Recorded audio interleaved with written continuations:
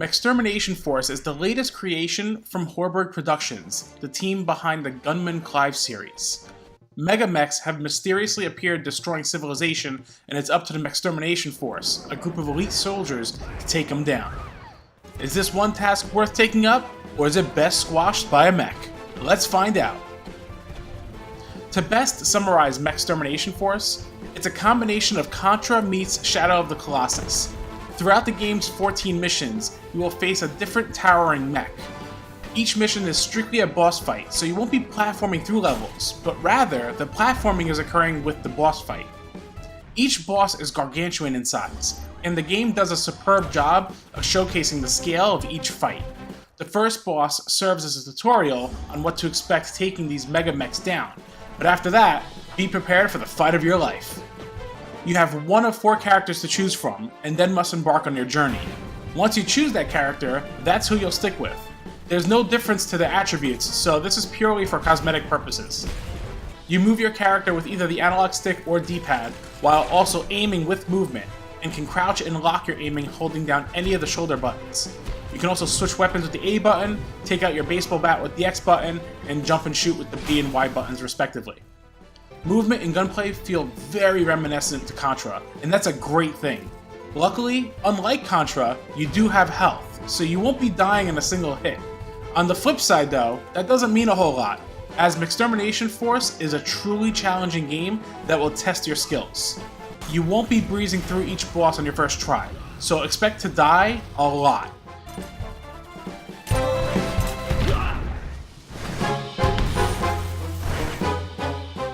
You start the game with 5 hearts and just a machine gun.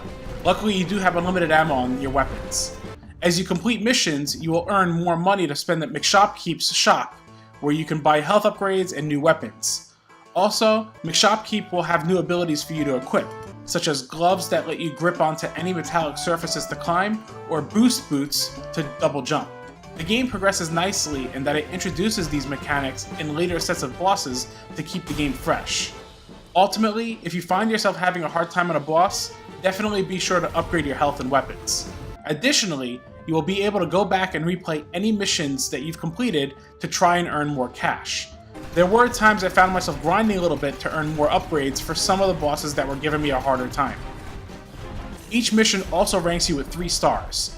Depending on how fast you complete a level determines the stars you'll get. You will get a cash bonus added depending on how many stars you can earn. There's even a star to get for beating a mission without taking a single hit. While the game isn't terribly long, and it took me about 2.5 hours to complete, most of that time is constantly retrying bosses to try and beat them. The last boss will definitely test your patience more than the others, but I did like the concept of the final boss. Now, I mentioned that the game is very reminiscent of Contra, but part of Contra's charm was playing in co-op. Well, I'm happy to report that Mechstermination Force features full-fledged local co-op. So get ready to bring a buddy along for the action. There's no online support, but a game like this definitely demands a local multiplayer experience that just can't be replicated online. Visually, Mechstermination Force is incredibly clean, crisp, and vibrant to look at. Character models and the mega mechs all look very well detailed and animate beautifully. All the enemies have unique movement and backdrops have a nice detail to them as well. Your main character animates fluidly, even when grabbing onto a metallic object and climbing around it.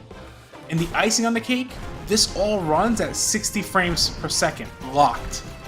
Not a single moment occurred with any frame drops, no matter how crazy things got on screen. And believe me, the screen gets pretty chaotic. In terms of audio, the soundtrack is really catchy and grows on you the more you play the game. Sound effects also do a great job providing a well-rounded audio package that immerses you into the game further. Mechstermination Force is another great game from Horberg Productions. The intense gameplay and vibrant visuals really stand out and make this a title worthy of your time. If the idea of Contra meshed with Shadow of the Colossus appeals to you, then head to the eShop immediately to grab this. It may not be a terribly long game, but it's just the right length to keep replaying it and is more than justifiable for the $11.99 price tag. That's why I'm giving Mechstermination Force an 8.5 out of 10.